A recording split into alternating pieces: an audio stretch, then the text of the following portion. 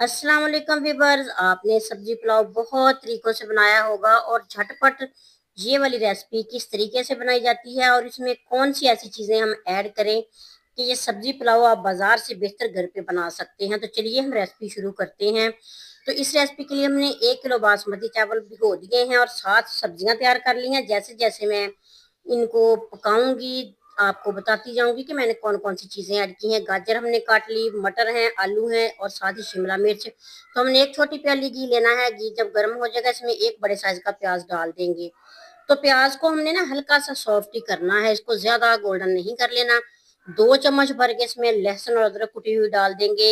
और लहसुन अदरक हम इतनी देर तक पकाएंगे कि इनकी ना थोड़ी रंगत चेंज हो जाए और कच्चे पानी की खुशबू जो है वो खत्म हो जाए। फिर एक टमाटर डाल देंगे, टमाटर को भी थोड़ा सा सॉफ्ट कर लेंगे।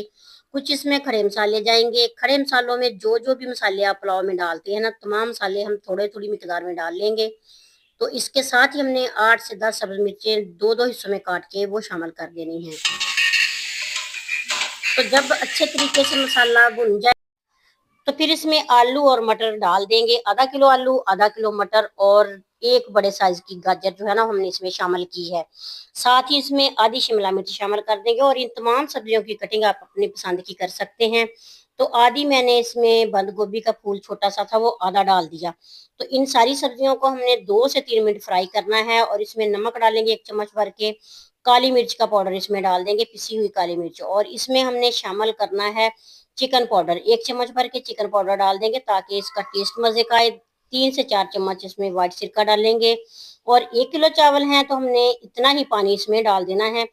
तो जब पानी को बॉयल आ जाए फिर इसमें धुले हुए चावल डालेंगे। चावलों को 3 4 पानी पहले भिगो धोने के बाद ना भिगोते हैं ताकि अच्छे तरीके से इसकी स्टार्च निकल जाए।